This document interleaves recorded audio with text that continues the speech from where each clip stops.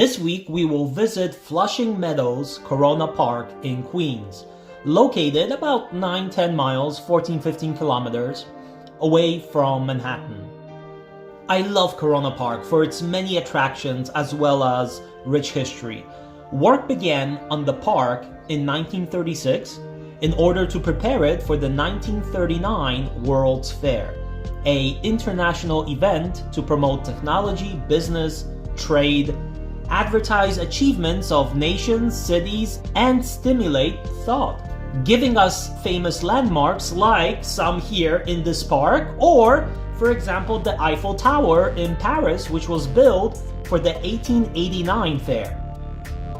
Inside of the park, there is still one building standing on this side of the park from the 1939 World's Fair, and today that is the Queen's Museum. There are still some structures that someone can see across the city which were designed specifically for the 1939 World's Fair. For example, this right here was the Polish Pavilion, and you see in the front it has a statue which today can actually be seen in Central Park, right here. Or the Parachute Tower, which today stands in Coney Island, Brooklyn, but originally built for 1939 fair. The park itself was a major project for its time, as it's much bigger than Central Park even. So first let's look at the marina, then walk across the second section, really the heart of the park itself, and then finish our walk in the third section, the Meadows Lake. If you walk along the waterway, you can essentially walk towards the LaGuardia Airport. And that means really cool photos and videos of planes taking off and landing.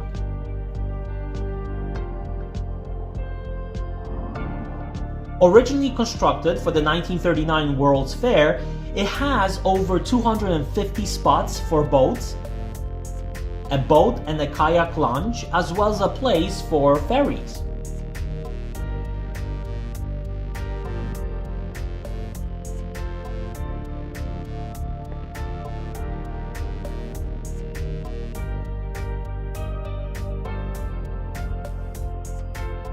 Here we have a cool pedal wheel boat, which is used for various private events.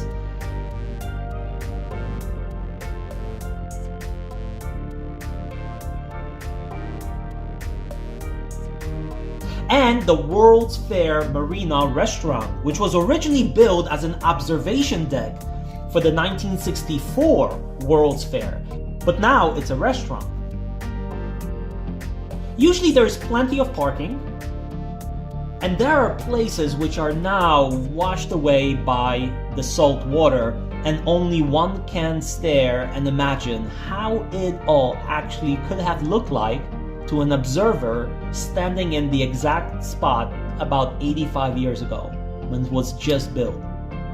The other neat thing about this place is that on days like this one, when the sun is out, you can really get these beautiful images as if unreal, fake, but that is actually one of the reasons I wanted to start this channel, because there's so much information out there on the internet and on YouTube that we never really know what we're looking at, whether the images were modified in some way or maybe even generated by artificial intelligence, and that is why I wanted to show things without any modifications the way they are.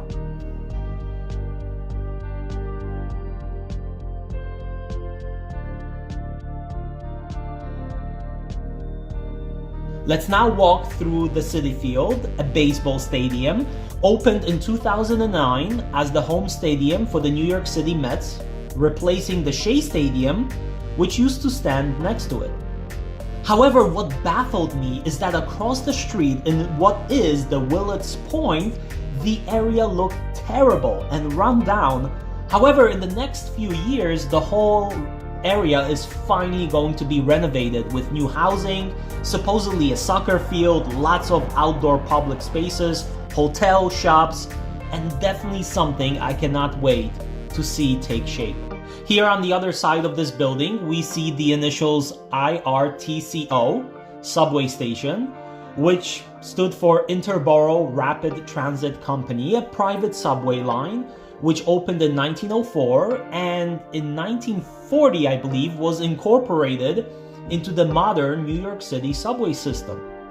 In 1939, you were actually able to take the subway from Times Square in Manhattan to here for, get this, 5 cents. Here we can also pass above one of New York City's subway yards and bus depots, which is used for repairs and maintenance. And as we leave the walkway, we can right away begin to see the remains of the 1964 World's Fair.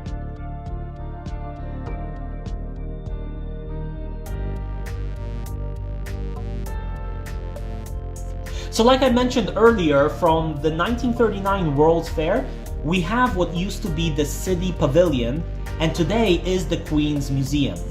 Interesting things about this building is that it housed the United Nations after World War II, as the headquarters were being built in Manhattan.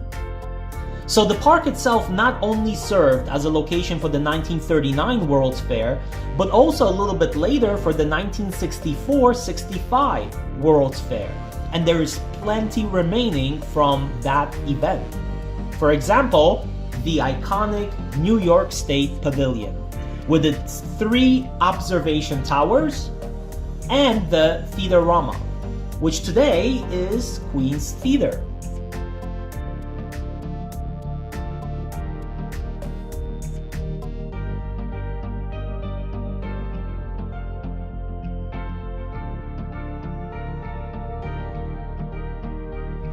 And next to it, we actually have a small little skate park, which is usually pretty busy with life.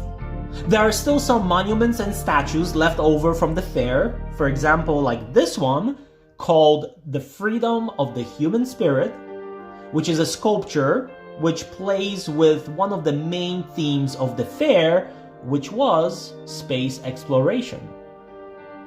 Or this one, called Rocket Thrower.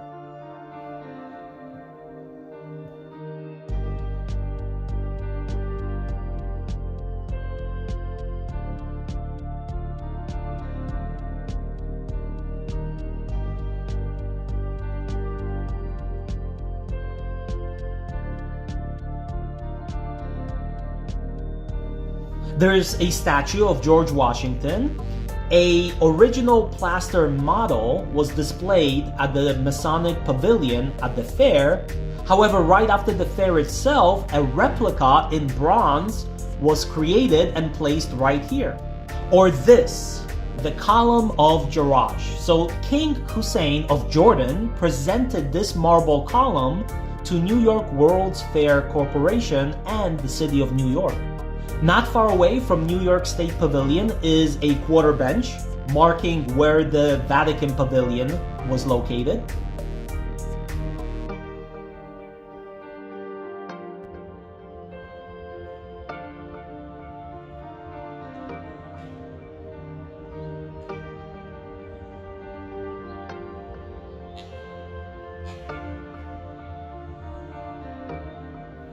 And really sort of next to it, we have a garden of meditation, where visitors could have reflected and rested after watching all the attractions and exhibits throughout the day.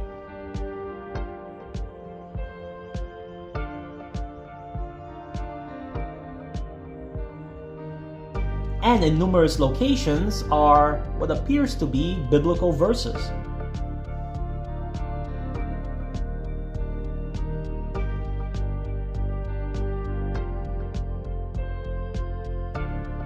There's also the terrace on the park, a catering hall where weddings, proms, and other celebrations are held. However, originally it was built for the 1964 World's Fair by the Port Authority of New York and New Jersey, which essentially oversees most tunnels, bridges, and transportation infrastructure here in the city. It served as a heliport, a place where helicopters could land on top of it. This used to be the pool of industry, which was part of the Fountains of the Planets, and I believe at that time it was the largest fountain in the world.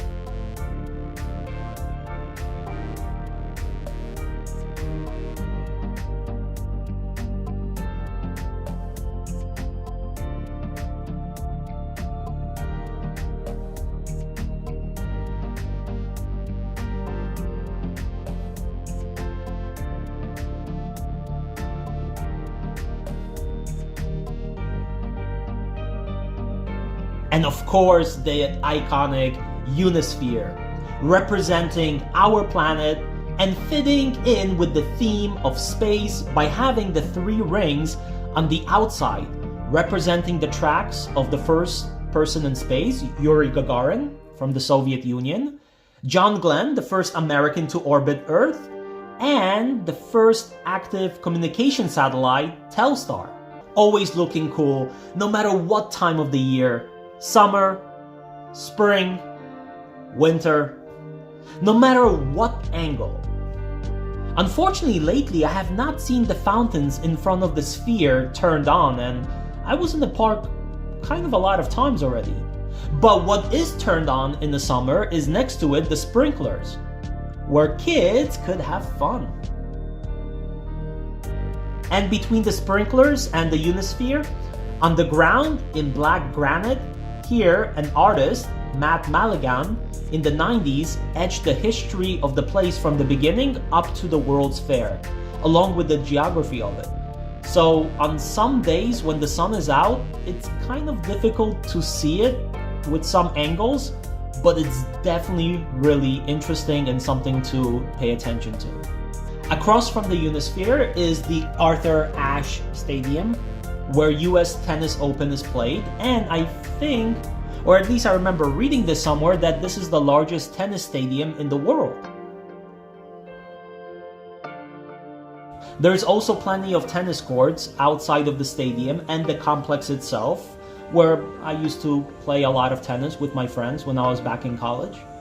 In front of the stadium is a sculpture called Free Form by Jose de Rivera, which was created for the, yep, you guessed it, the 1964 World's Fair. Nearby is also a groove dedicated to the friendship of the United States and Israel, created in the 1990s. And interestingly, I believe the members of the United Nations voted to establish Israel in 1947 in the building that is now Queen's Museum, which I mentioned in the beginning of the video. Because the headquarters in Manhattan, the construction on that began only in 1948. Therefore, it had to be here, unless I'm missing something. There is miniature golf, which is really fun, and at least the last time I was there, which was before COVID, I remember it wasn't really that expensive, which was surprisingly nice.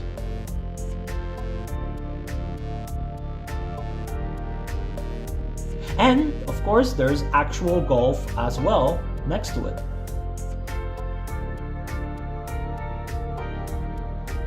There are 2 places to rent various bikes, one not that far away from the tennis courts, and the other one by Meadow Lake. Plenty of playgrounds scattered throughout the park, some of which are pretty modern and fun, while others, I personally would update just a little bit, even for safety reasons.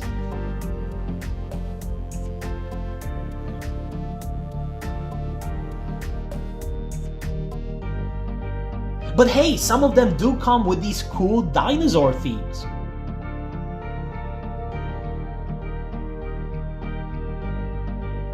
This is the Queen's Zoo, which is a topic for another video, but it's really awesome, and you are always guaranteed to have your hands messy by feeding the goats. And next to it is a small amusement park.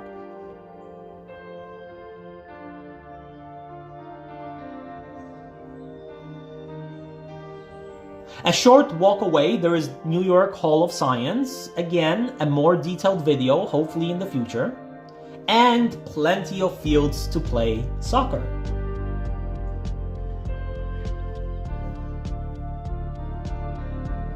There is a recreational center with ice rink, indoor pool, and a gym, which I once bought a membership to and went a total of 2 times, so, money well spent. Okay, bathrooms? Yep. Water fountains? Check. Emergency phone? We have one. A cool bike rack? There is one as well. And plenty of benches. Well, it's a park, so yep, it's here. So there it is. Now, I know I missed few small places where viewers in the future will probably be screaming through the monitor, this guy doesn't know anything. But again, the whole point of this channel is to inspire people who live here to visit some of these places themselves and pay attention to the details that many times we overlook. And those viewers outside of New York, well, maybe to give some ideas of places to visit if they do come here, or have the channel be an additional resource of how New York looks like. That being said, let's look at the last place, the Meadow Lake. But walking there, we pass through overpasses and supports for the Long Island Expressway, which in its own way is pretty interesting, but also gives you an idea of how this place used to look like. And it was, well, pretty swampy. Lots of water, and therefore, when it rains, you generally see many places in the park where the soil is completely saturated. And sometimes, even 2 or 3 days after it rained, you still see big puddles.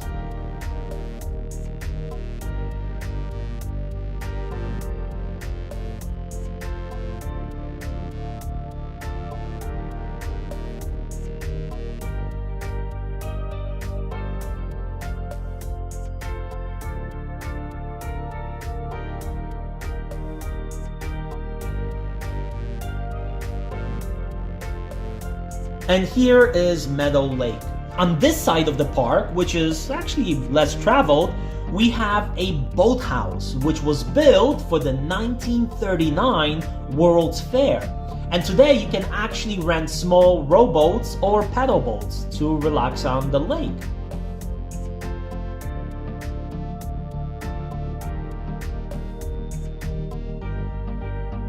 Here you can buy some snacks and drinks in the summer, and then take a long stroll around the lake to relax and breathe in the fresh air. Well, at least as fresh as you can get in New York City.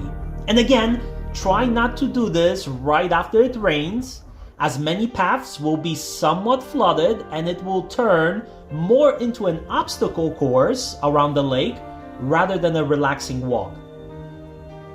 I hope you all enjoyed this video and you will come back next week as we will explore another cool place. Till then, stay adventurous and safe, and I will see you soon.